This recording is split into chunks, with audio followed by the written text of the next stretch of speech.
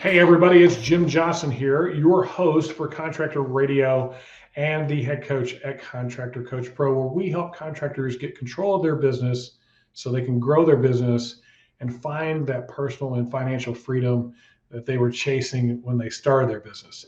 And today I'm super excited because I'm getting to talk to somebody that's been in this as long as I have.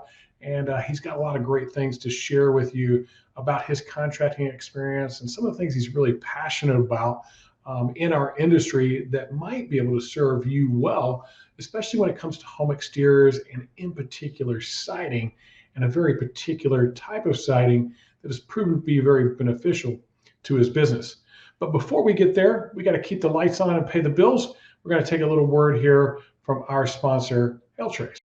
You're not using HailTrace, it's definitely worth the money. That money invested was, one sale was already bought. We've got from denied or declined 2 acts of being bought just because of HailTrace and the storm reports that they give us. Not only do I know where the storm's at, sometimes as they're happening and I can already head right there to the storm, but also after the fact when I'm out knocking on doors, I can show homeowners the map and what kind of hail was in their area. We've seen a huge return on our investment, and I have no doubt that you will too.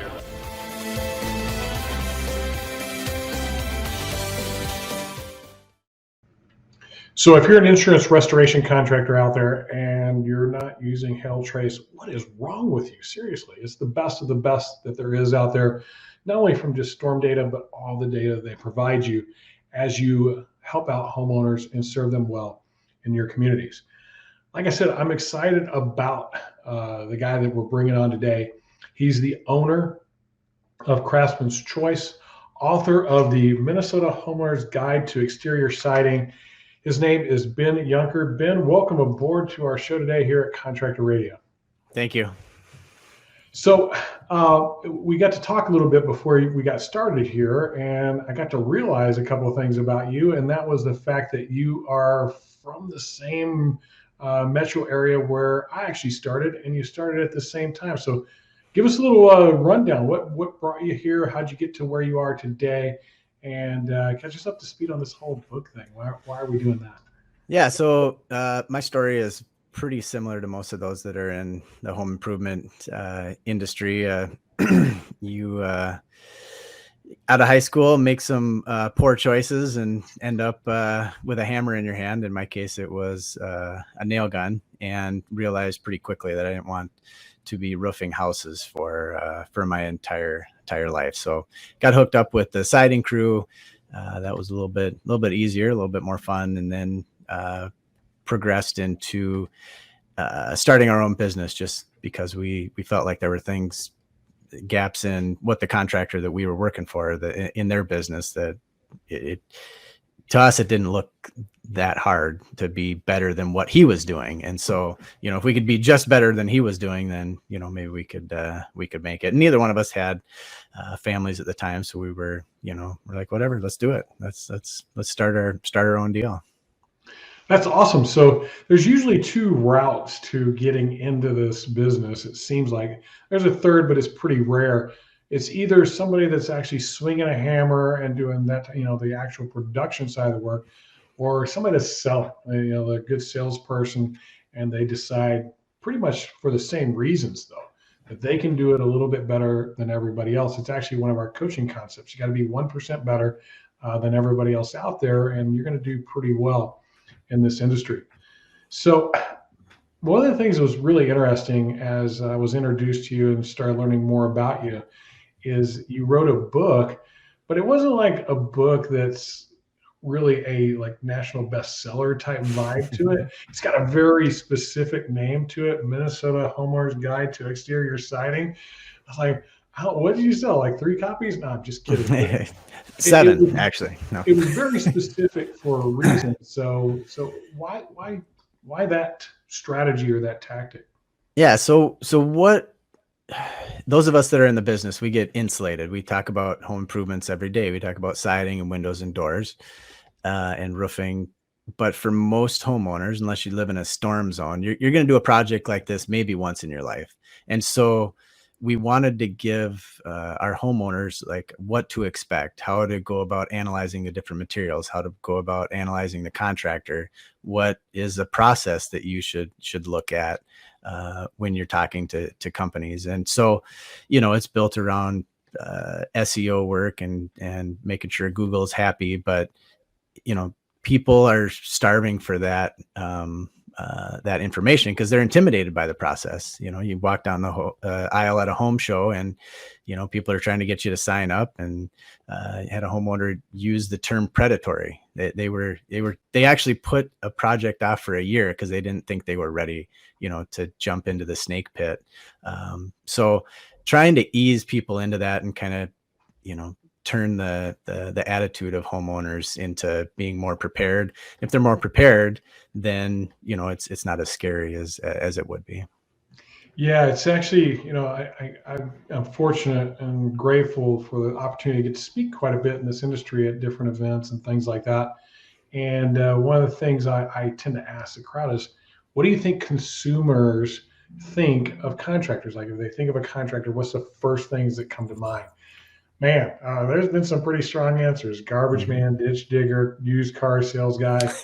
And it's really the whole idea behind Contractor Coach Pro is to change this perspective that the consumer has about us as contractors, and that we can actually be professional, and doing it right, being professional can pay off, not just in the short term, but in the long term as well. Have you found the same to be true for you guys? Yeah, definitely. And sometimes the professionalism isn't because the lack of professionalism isn't because you don't care. It's that your time isn't allocated properly, or you don't have, the right people in the right spots. Those of us that came from the construction side where we were swinging a hammer, we didn't take a business administration class in college. Some of those things that might seem simple to the regular professional world, we had to learn the hard way, and so having those things set up, a more professional business creates that customer experience that if you have a way to repeat that time after time after time and a way to track it, then that helps in the overall customer experience and your level of professionalism, and the less time you spend trying to talk your way out of a hectic conversation or bad experience with a homeowner, which are just time eaters. Yeah, I can't agree more with that one. So I find it interesting. You said for the guys swinging a hammer, no like real formal business education. Just so you know, us guys on the other side that come from the sales side, same thing. We're kind of good at one piece of it. There's so many other pieces that come into play, and we end up having to kind of learn, by fire. You hear School of Hard Knocks, this 2 steps forward, 1 step back. What were some of the biggest hurdles for you as you moved from being a subcontractor and into contracting and having your own business? What were the biggest, things that got in the way of you being successful right from the beginning? So I think one of the first things was our age. I was 19 and my business partner was 20, and you going into a house asking for a $25,000 down payment, even though they thought that you could probably do the work. You got 2 years in business, that kind of thing. That was tough. But then people with kids older than you, right? Yeah, exactly. Yeah. And then another thing was, not having a repeatable process that was outlined and trackable. And as we started to grow, we kind of hit a ceiling, around 3.5 to 5 million, where we needed that repeatable process. So we were able to develop that and implement some CRMs that helped us track that. And then that allowed us to scale with, using technology to help us scale without adding a ton of people at that time. So that repeatable process is huge. Like, what do you want to have happen on every single job? Just write it down, talk to your team. What do you want to have happen on every single job? And then find a way to make that happen and track it. Yeah, and it's funny that you said about 3.5 million. That's exactly where we see it. There's 2 things that start to really get in the way at that number, which is repeatable process and communication. This idea that I'm now hiring people that may not be my friends and family type of thing. I'm hiring somebody I may not know. And our level of communication has changed quite a bit because they don't think like we think. They're not around us every day, or it's not like in tune quite as well as you like. Did you find any of that like on the communication side? I know the process kind of helps with that, but did you find anything as far as like communicating as a leader where there were some struggles? We did. Fortunately for us, we had the right guy as a project manager, and he's my general manager now, but he was our roofer, and we hired him on as project manager, and he was just amazing. So he was Superman for those years. There was, I don't know how he did it when we were out selling and running the business, and he's managing all these projects. But we were blessed to have Chris in that position, because he was a Superman. But then we realized if we want to go any further, we need another project manager. And when we started to branch out, there's where some of the communications kind of dropped off a little bit, and we had to figure out, how to. You think that people would just know, let the customer know when the dumpster is going to be there, but unless you specifically say it, like, well, of course the dumpster is going to be there. We're doing a siding project. Yeah, but it's their home. They need to know. Just give them a call. Say the dumpster is going to be there Tuesday, right? Like all those fun little things, huh? Yeah. So it sounds like there's two of you that are in the ownership capacity, and then you have a general manager that you guys have all kind of been together from the beginning. Yeah. So my business partner, Matt, and I started the business, and then in 2014, he wanted a break, and so he moved out to Montana. I bought him out. He went out there for a few years, and then actually he came back, and he's one of our sales guys now. So I'm the sole owner, and then we've got a general manager, Chris, that is he's the man. He handles the production side. So what were some of the skills that, like, especially early on, you're back, go put yourself back as that young guy, 19, 20 years, what were some of the skills that were the tipping point for you actually being successful? Because you have all kinds of hurdles and obstacles and, not this formal education. What were some of the skills that allowed you to be successful? I think perseverance. We like Tom Petty's "Won't Back Down." That was like our theme song. We just knew it was going to work, and anything that came in our way, we just worked through it. And working outside in 30 below, trying to get a siding job done so we could get paid, and so we could pay rent, that kind of thing. We just kept at it because we knew it was gonna work. And the other thing was staying busy with something, even when we didn't have a job. One winter we cut up siding samples and stuck stickers on there with our name and address and website, just to stay busy with something, always doing something on the business, even if it wasn't, installing or running sales appointments. So I've heard you mention siding a couple of times. It seems like that's the area that you focus on in your business. It is. Most of our marketing efforts are around siding, and then specifically the James Hardie siding. We signed up with them in the year 2000 on their preferred remodeler program. At that time, there was us and two other companies on there, and we subcontracted for the other two companies. So no matter who you chose, Matt and I were the ones that showed up to put your siding on the wall. It was a little awkward a couple of times, but really focused. You tried to sell them, didn't get them, and then you're out doing the work. Exactly. Yeah. That was a lot of fun. But at that time it was $750 to sign up on their program. So that was a big deal to us. We weren't making a ton of money at that time, and we took the jump, and it's proven to be a pretty wise choice. But really rolled with the James Hardie siding, and we get residual business, windows and roofing that comes off of that. Now, was that something that you guys were really intentional about, and you're like, okay, so we're gonna go all in on this James Hardie thing? We think it's the cat's meow, the best thing that there is out there. What was the strategy behind it, or was it just, hey, that's what we're gonna do? So being in the business around that time, it was vinyl siding and vinyl windows. That's what everybody was selling, and it came to a point where it was almost a commodity, and we were all selling the same plastic siding. Who had the lowest cost? And so we had a contractor that had sold a job, typical deal. He sells the job, has nobody to install it, doesn't know what it is. And, we're out there with the installation manual and trying to figure out how to cut this stuff.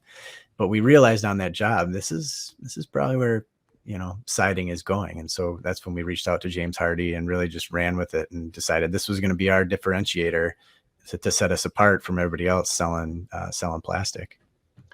I wonder if that was one of my sales guys. Like, there's a part of me where I'm going, I wonder if Ben ever did any work for us. That's a pot, because I didn't know everybody that worked for us. We got to be a pretty decent size Sure. at that time. And so maybe we can talk about that. Yeah. That's kind of wild. We had some amazing people doing work for us. And that's the part about this that I think we lose sight of sometimes as owners. And I don't think you ever would because you've been there. But the guys, banging the nails and doing the work. And you mentioned 30 below. There's a reason I don't live in Minnesota anymore. Yeah. It's like, it's just too cold. I remember looking at my wife and going, hey, honey, I love you. And I get that you want to be around your family in Western Wisconsin and all that good stuff. But it is 44 degrees below zero outside right now. Snow is up over my head.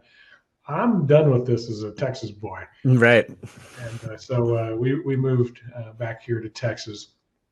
But yeah, to your point about the subcontractors or the guys that are actually doing the work, it's since I started there, that's been something that's been important to us. We kind of preach the three-legged stool, right? The customer's got to win, the company's got to win, and our installers have to win.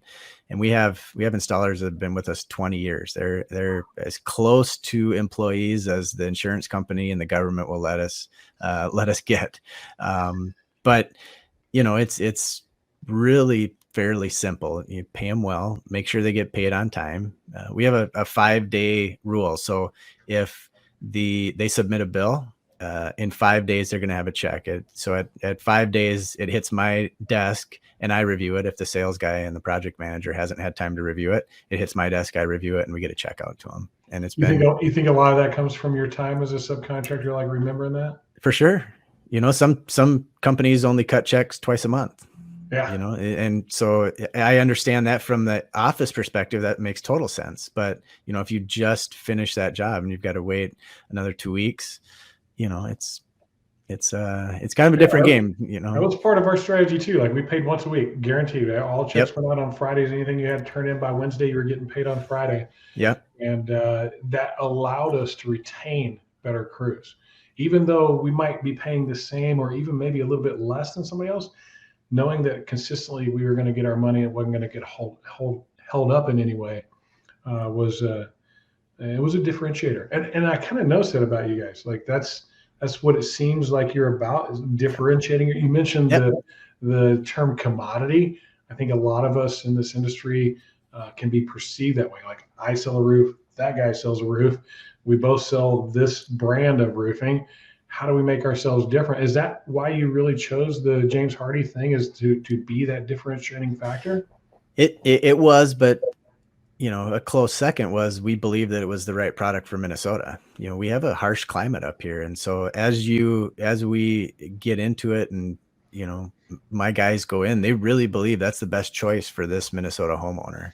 And so that shows forward when you're selling a product that you really, I'm not just recommending this because I make the best margin on it, or, I'm getting a trip paid for by the manufacturer. Those are bonuses, right? Like, right.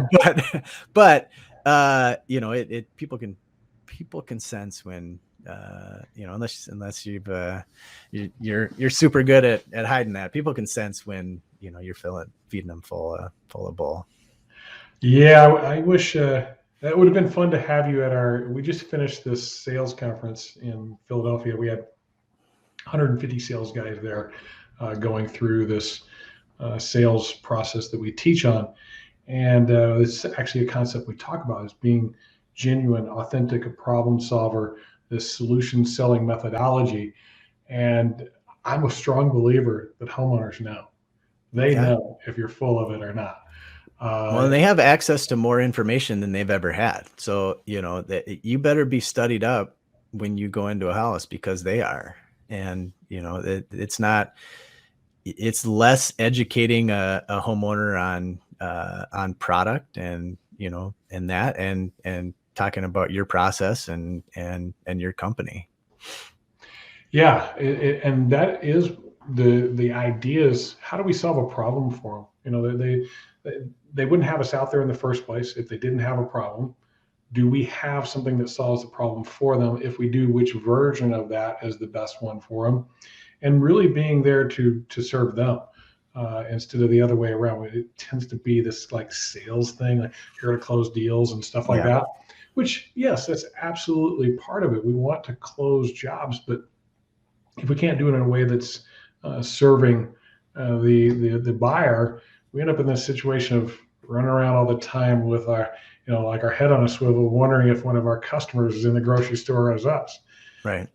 And so I want to go back to the book for a second. Like you named it Minnesota's Homeowner's Guide to Exterior Siding. So, and you mentioned SEO, right? Like Minnesota. So when somebody in Minnesota is looking for siding and education, have you found it to work? Like, are people downloading it? Are people reading it? Have you had anybody talk about it whenever you come into a house? Yeah. So we, on our website, when you sign up for an estimate, you get the downloaded copy. We also use it as a tool at the home shows. We have a state fair display, a booth at the state fair, which, being from Minnesota, you probably know how big, and in Roseville, you probably know. What's going on right now? Yeah, it is. I just came from there today. Yeah, it's crazy. They run 2 million people through there every year. It is a wild state. I've been to a lot of different state fairs. That one is intense. You got everything's fried. I mean, It doesn't matter what it is. Everything is fried. Now, let's talk about that a little bit, because a lot of contractors don't do those type of things like state fairs and home shows and stuff like that. Do you find them to be successful? We do. So we do 3 shows a year. One's the U.S. Bank show, one's the big Minnesota Home and Garden show, and then the state fair. The state fair is just ridiculous. The return is just amazing.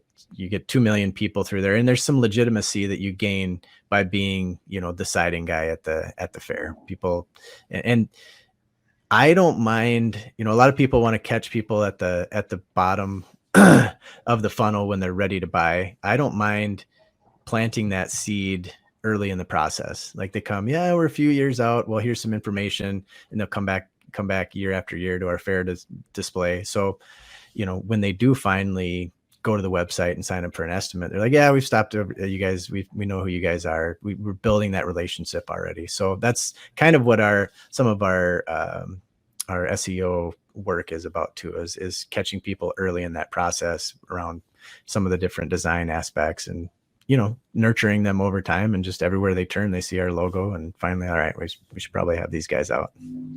Now, do you handle the whole Minneapolis, St. Paul area, or are you kind of focused in a particular part of town? Yeah, we do. We about 30 miles around Minneapolis and St. Paul, and then we opened up a St. Cloud, which is just kind of northwest. We opened up a branch up there 2 years ago. Yeah, my wife would be happy to hear that. That's where she went to college, was St. Okay. Yeah.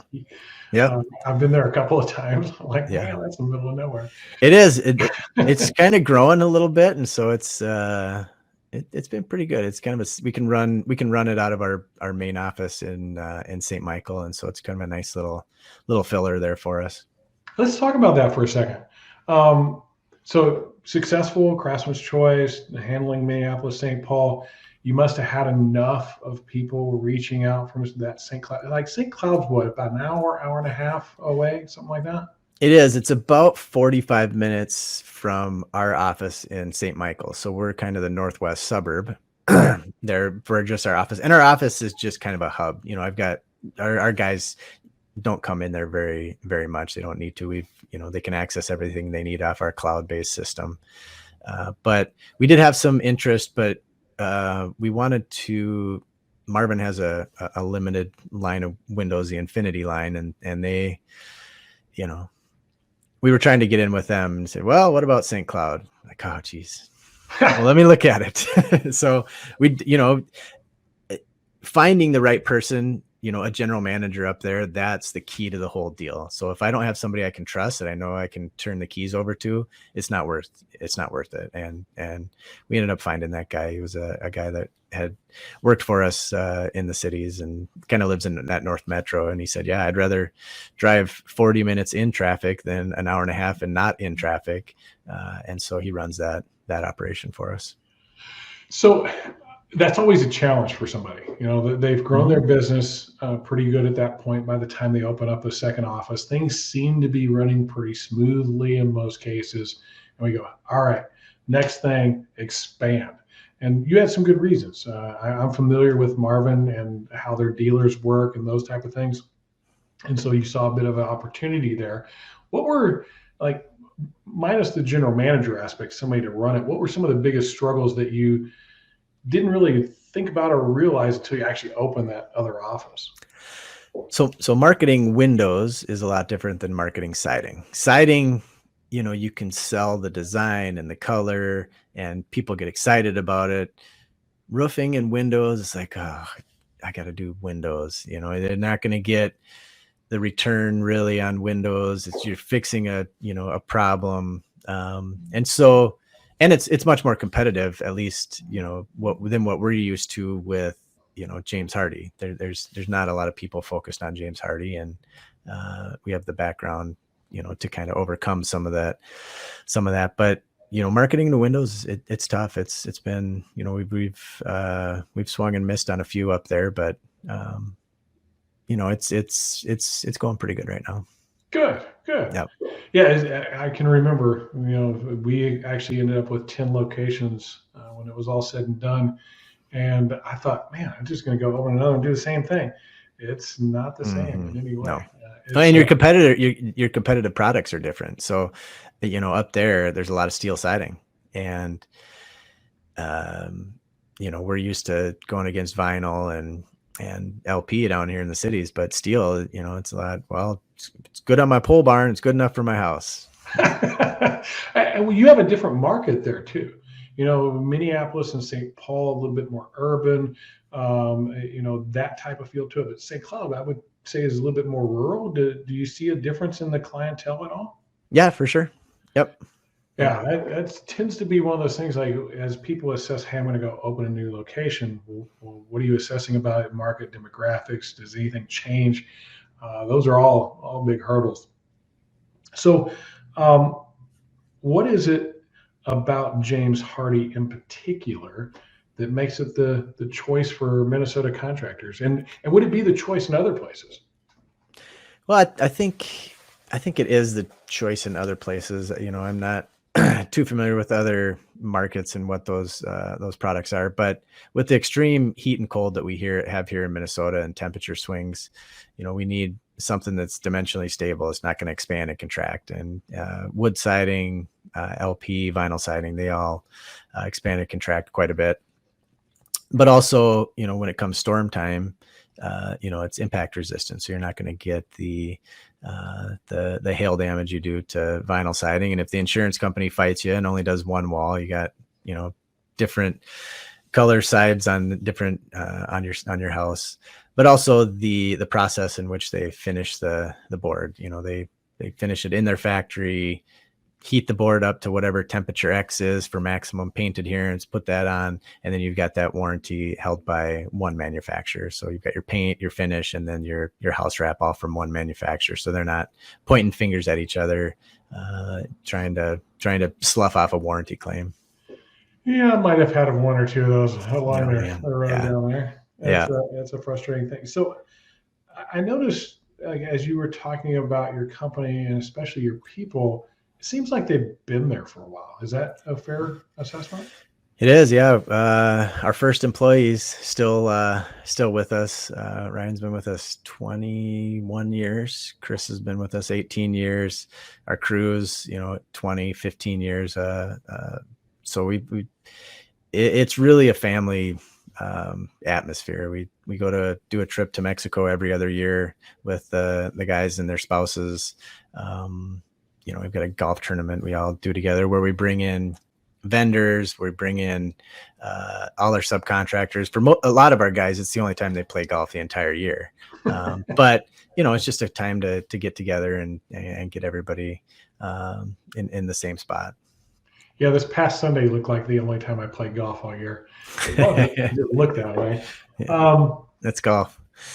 What drives that? I mean, because you hear today, and this is one of the biggest complaints that we deal with contractors that are coming to us for coaching, is there's a lack of loyalty. People don't work hard, all of those things. What would you say is making your company a bit different about that?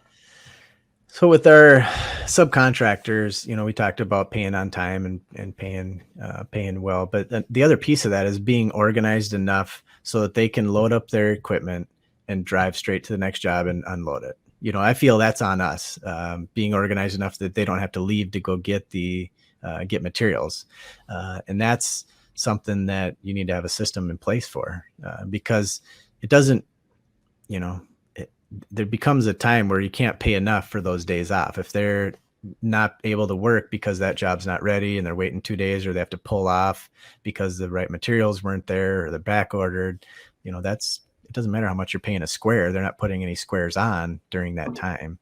And so that on the employee side, a lot of our employees are former subcontractors. Our project manager are former subcontractors that, it's time to hang up the tool belt. And so we find a spot for them inside. And so they've got that long-term relationship with the business.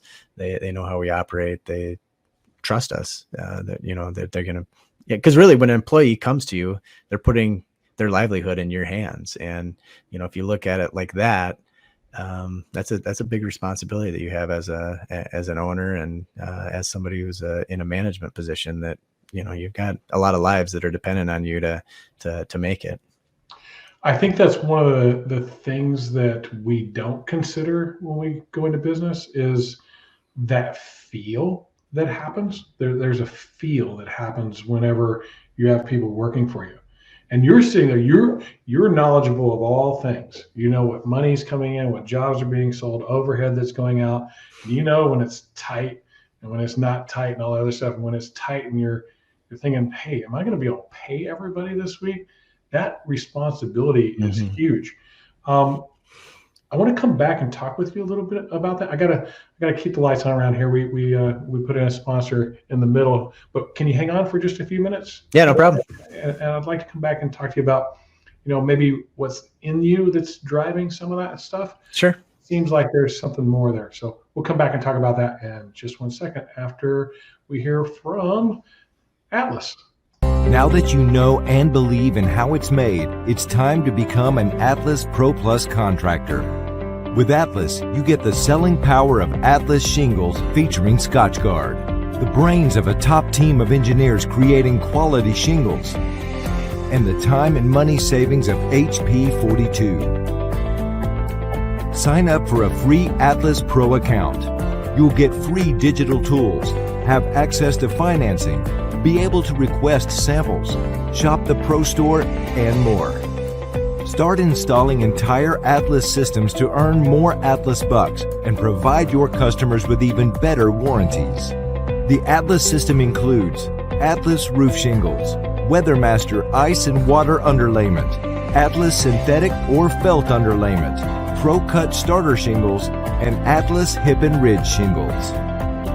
Once you have a Pro account and begin installing systems or shingles featuring Scotchgard protector, you can go to silver, gold, and platinum levels, getting even more benefits and rewards with each level. It only takes 15 Scotchgard systems or 1,500 squares to become silver status. Just remember to register those homeowners' warranties. Build your business, get more benefits, and earn more bucks. Plus, close more jobs using Atlas shingles featuring Scotchgard. Our shingles are designed and tested beyond industry standards in our R&D facility. Schedule sales training, shop our resources online, order marketing materials, and more today. Begin your Atlas Pro legacy now. or contact your local sales rep to learn about new programs available for trying Atlas. One of the themes of our conversation today has been differentiating yourself and making what you do different, not a commodity. It's one of the reasons why we love having Atlas as a sponsor, because they do have some things that make them a little bit different with the Scotch Guard and SBS and these things that I can use as a contractor to separate myself from other folks out there. Ben, first off, first bit of the show has been amazing. It's been really cool getting to know you and kind of listen about your company, how you came from being a subcontractor, then deciding as a young guy, like 19 years old, we're going to start the contracting business, and to see the success that you've had, see some of the marketing tactics that you do. But I noticed like this undertone a little bit of being very intentional about what you do. Do you have any kind of sense of what's driving things that way? Are you just naturally wired that way? Is it something that is a skill that you've practiced? You've gotten some coaching or something? Is it what's going on there? Well, I would say that a lot of it comes from my upbringing. You know, I used to kind of make fun of my dad because, you know, he'd come home and, you know, he'd be working on his computer, and now my wife will actually call down and say, "Hey, Sam, it's time for dinner," you know, because that's what my dad used to do. But that staying busy, I mean, I needed to stay busy when I was a kid or I'd get in trouble. And, you know, I was able to kind of focus that with the business on things that were moving forward and just not being complacent and moving forward. And then, you know, in 2001, when my son was born, you know, that was a pivotal time in my life. And, you know, my wife and I decided to come back to a church that we had been away from for a little bit. And, you know, that partnering of God and family really has been our guide over the last 20 years.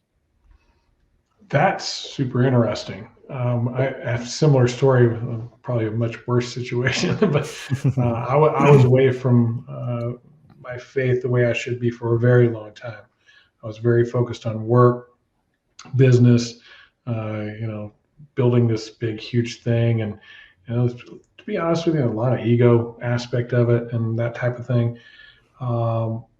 And there was just a moment where I wasn't feeling it, right? Like, yeah. I'd accomplished all these things that everybody else from the outside would go, "Man, that was amazing. You got this beautiful house and amazing family and a beautiful property and a big business and all this stuff." And I still was like, something was missing. Did you have anything like that whenever this was going on? Or was it like, hey, we now brought this child into the world and we want to have that child raised in this type of environment? Yeah, I was at the opposite end of the income spectrum there. We were dead broke, you know, but we were happy, you know, but really when my son was born, you know, I realized that this is something that I've been entrusted with, and we need to make some changes in our lives. And, you know, we bought a old rundown house for like $92,000. We couldn't even move in. It was just, the renters had destroyed it, but it had a big barn and 2.5 acres, and we were happy as could be. And so, you know, we started, you know, doing the things that we probably knew we should have been doing all along. And, you know, we've been blessed since then. It's one of the things we struggle with in business, this, hey, business is over here and spiritual life is over there. And we kind of separate the two, like spiritual life, hey, that's Sunday, but Monday through Friday, I've got this going. Do you find yourself connecting the two? And if you do, how has that played in your business? A little bit. It, you know, as a business owner, it's tough to, you know, share too much with your religion, because you don't want, you know, your guys to, you know, to feel pressure or that kind of thing. But, you know, I was called as a bishop for the Church of Jesus Christ of Latter-day Saints in, you know, about 4.5 years ago. And so we had I sat down with the guys and said, look, this is really going to require a lot of my time. And so I need some help I'm going to take Wednesdays, and that's going to be my day at the church. I'm not going to be as available. And it was great to see everybody pull together and really just like, yeah, of course, this is great. And so that's, still Bishop. But it's been great for, for the team and our family in particular. Yeah, it's a big part here too. And it's one of those things that I think that for a long time there was this almost pushing away of that. And in our industry, I don't know how much you've noticed here lately, if you're on Facebook and social media and stuff like that. There's been a bit of an uprising, a bit of a like it's okay to talk about God thing. Yeah. And it's been wild. Like it's like we'll talk about on this podcast, and I'll get comments saying, "Hey, that was cool that you talked about that. I'd like to talk to you more." And 2.5 years ago, there was an event called Storm into the New Era, happened in Denver. And it wasn't like one of these other events where it's all like, businessy stuff. It was like making your life better, and a lot of great speakers. I was fortunate to be able to be one of those speakers. And I got to talk about stuff I don't get to talk about all the time. And I've just gone through like tearing my Achilles and all this bad stuff that had gone on. And I got to share a little bit about that. And I had so many people come up to me and say, "Hey, thank you." And I had been praying on this concept of starting a fellowship group on Facebook for contractors that want to either be with other contractors that are faithful or want to learn more about it. And the thing that was really driving me was that there was different denominations. And so usually when you have like small group or something like that, it's all the same people and all the same denominations. So you all get along pretty well, or at least see things pretty similarly. And this was like, hey, we're going to do everything under the sun is wide open here, and we'll talk freely and openly. But really and truthfully, if as Christians we can't get along, who can, right? I agree. As disciples of Jesus Christ, we've got a lot more in common than we don't. And I think too much time is spent on that, 2 or 3% of doctrinal differences than of our love for the Savior and how we can use that to help people. Yeah, I try to keep it as simple as possible. Love God, love your neighbor. You get those two. Jesus Christ, part of your life. Yep. All right, we're good, man. Everything else is up for disposition whenever that time comes for all of us. And it's been great. We've been meeting for 2.5 years on Wednesday mornings at 7:30. And we have one rule. One rule of Contractor Fellowship is nobody can tell anybody else and they're going to hell. And so that allows us to have some pretty free and open conversations. They can get pretty intense sometimes, but and that was part of it for me. Is like I'm about to out myself as a person of faith, and that I believe in Christ as my Savior. So now there's going to be a bit of a microscope on me. Like my actions are going to be under that microscope. And to be honest with you, I'm like anybody else. I make mistakes. I screw up. I still do to this day, trying to just be as good of a human as I can. But I'm still human. We still make mistakes. One of my favorite sayings is, spread the gospel of Jesus Christ and only use words if necessary. Others should be able to see by the way we live our lives that we're trying. Yeah, and even when we don't, I hear that a lot. Christians are hypocrites. They say this and this is what they're supposed to be, and then they go and do that. And there's a lot of truth to that. Hey, if you are, you should be as well as you possibly can. But you still make mistakes. Don't give up on it at that point would be my advice, that they're human just like anybody else. What keeps you passionate after all this time? I mean, it's been a while. It's been 25 years. What keeps you passionate about what you're doing and why you're doing it? I think the people around me, and we've got I think it was 2015. We were the top remodeling company in the country for James Hardy. Wow. We did the most volume as far as resides. But getting to that level again? Or, what's the next thing? How can I stay one step ahead of my competition? Do we need to redesign the website? Do we need to go on podcasts? Whatever it is to kind of keep moving forward. And when I first started doing the podcast thing, it's a little intimidating, like, podcast, what? I mean, who wants to hear about a siding guy in Minnesota? But kind of taking that stretch and whatever that next thing is, that I like seeing what's over that next horizon. It's often, Matt and I often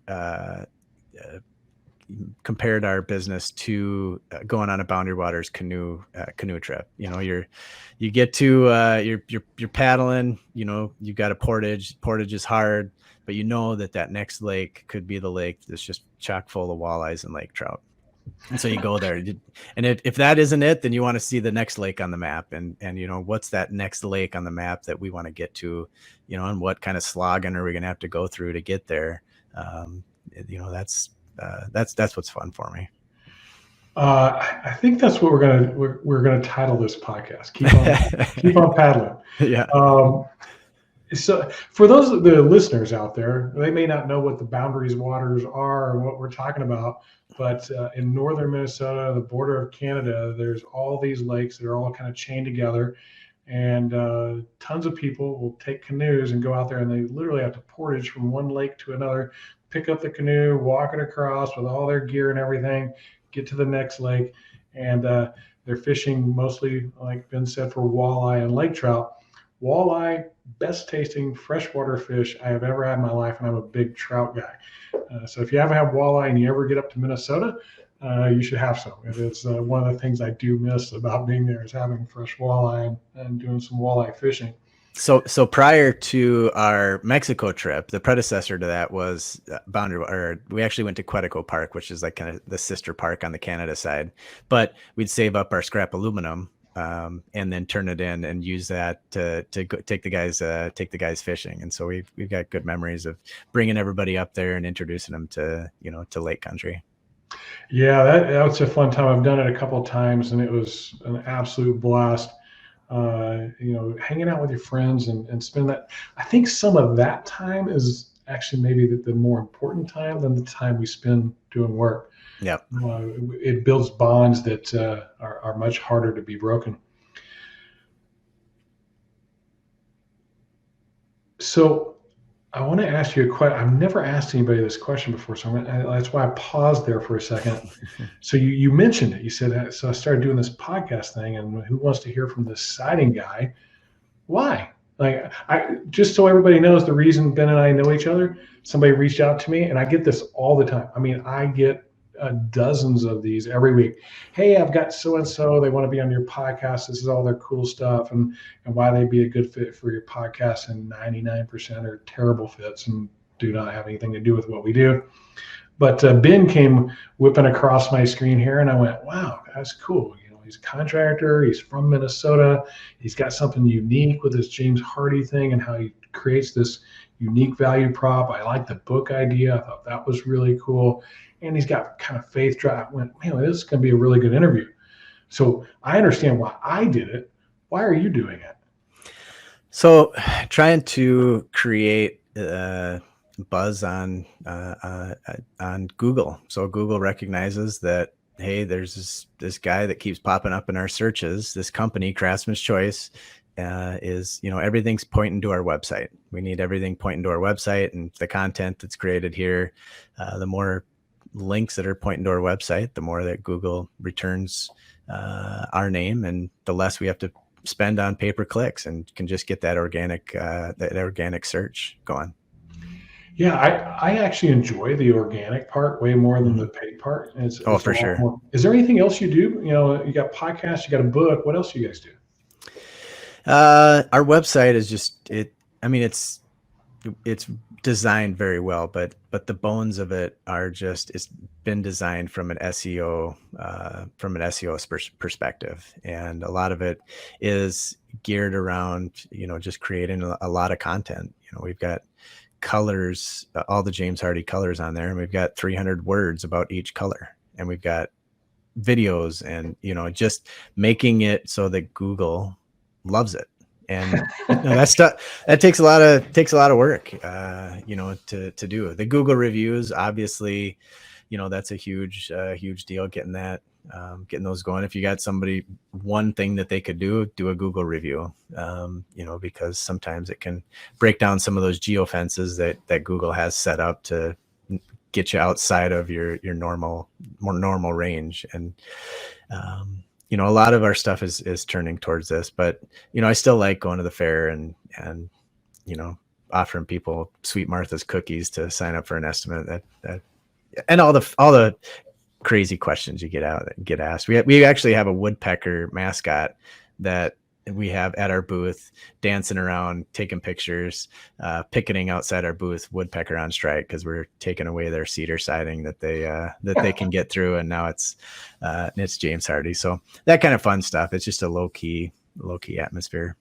Yeah, I have a log house up there, and the woodpeckers loved it. Yep. They thought it was God's gift to the woodpeckers. It's amazing how much business that it drives. Really, it's crazy. That's pretty wild. Yeah, it's one of our search terms. Is woodpecker really? Absolutely. Yeah. Wow, that's pretty awesome. So, okay, when you first started, I'm assuming website wasn't like your big thing that you were hanging your hat on. When did that all come about, and what drove that? So, our first marketing tactic was flyers, rollerblading around with flyers, filling mailboxes. My daughter still remembers doing that. But we had a customer who was, it was actually the house that my son was born on. So it was October of 2001, and he was just a geek, and he designed, as part of the deal, he designed our website, got the domain. So we've had craftsmanschoice.com since 2001, which again is one more thing that Google loves, or old websites.